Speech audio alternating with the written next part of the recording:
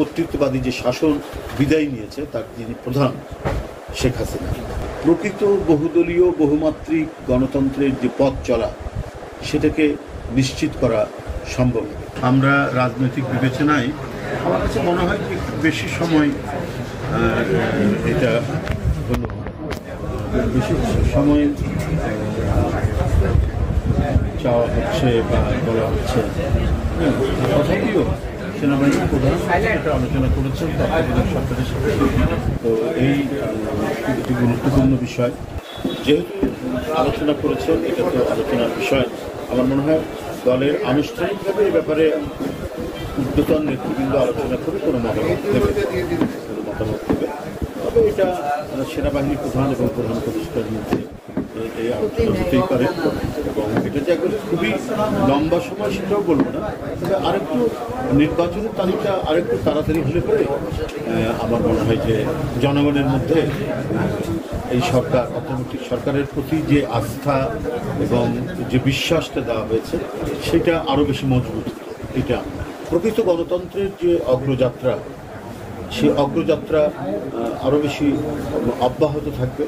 এবং এটা তিনি যেটা বলেছেন, পৃথিবীর বিভিন্ন গণতান্ত্রিক দেশে সেনাবাহিনী এই ধরনেরই ভূমিকা পালন করে, একেবারে নিরপেক্ষ ভূমিকা পালন করে।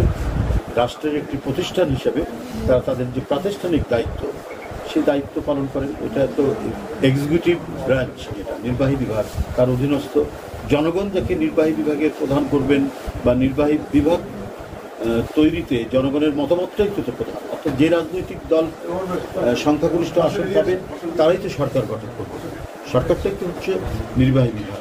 তো সুতরাং সেনাবাহিনী সেই নির্বাহী বিভাগের অধীনে কাজ করে তারা যে দায়িত্ব পালন করবেন, তারা যে কাজ করবেন, সেটা দেশের গণতন্ত্রকে অত্যন্ত শক্তিশালী করবে এবং এতে সেনাবাহিনীও শক্তিশালী। পৃথিবীর গণতান্ত্রিক দেশগুলো কেউ তো দুর্বল দেশ না, বরং এই যে ব্যালেন্স অফ পাওয়ার থাকার কারণে কি হয়, তাতে রাষ্ট্রের একটা গণতান্ত্রিক যে বিকাশ এবং সত্যিকার অর্থে একটি আধুনিক রাষ্ট্রের মানে বিকাশ সাধিত হয় এই ধরনের ব্যালেন্স অফ পাওয়ারটা যদি নিশ্চিত। এই মুহূর্তে যারা অরাজকতার চেষ্টা করছে বিভিন্ন দেশের বিভিন্ন প্রান্তে বা বিভিন্ন অংশে, আমরা দেখছি কৃত্রিমভাবে বিভিন্ন পরিস্থিতি তৈরি করার চেষ্টা করা হচ্ছে, একটা রক্তাক্ত সংঘাতের পরিস্থিতি সৃষ্টি করা হচ্ছে। এইটা একমাত্র পরাজিত শক্তি যারা এখনো মানে চুপচাপ বসে আছে, কিন্তু চুপচাপ বসে থাকলেও তারা তাদের কাজগুলো করে যাচ্ছে, কারণ তাদের কাছে আছে প্রচুর কালো টাকা।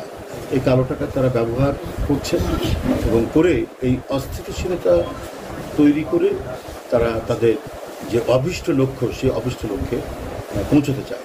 দেশে যে একটা বিরাট মানে পৃথিবী কাঁপানো গণবিপ্লব যেটা হয়ে গেল, যে গণবিপ্লবের মানুষের দীর্ঘদিনের যে স্বপ্ন এবং আকাঙ্ক্ষা একটি গণতান্ত্রিক রাষ্ট্র নির্মাণ, সেই ক্ষেত্রে সবচেয়ে যে বাধা ছিল, সবচেয়ে বড় যিনি জনগণের দুশ্মন ছিলেন, গণতন্ত্রের দুশ্মন ছিলেন, তিনি হলেন কর্তৃত্ববাদী যে শাসন বিদায় নিয়েছে তার যিনি প্রধান শেখ হাসিনা।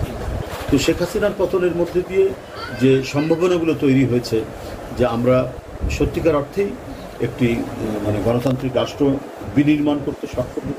যে সংস্কারের কথা তারা বলছেন, সেই সংস্কারগুলো যদি যথার্থ অর্থেই করা হয়, অর্থাৎ বিচার বিভাগ থেকে শুরু করে সংবিধান সংশোধন থেকে শুরু করে এবং আরও যে সমস্ত কী বলে সাংবিধানিক যে প্রতিষ্ঠানগুলো আছে, নির্বাচন কমিশন, সবগুলোই যাতে একটা প্রকৃত সংস্কারের মধ্যে দিয়ে প্রকৃত বহুদলীয় বহুমাত্রিক গণতন্ত্রের যে পথ চলা সেটাকে নিশ্চিত করা সম্ভব।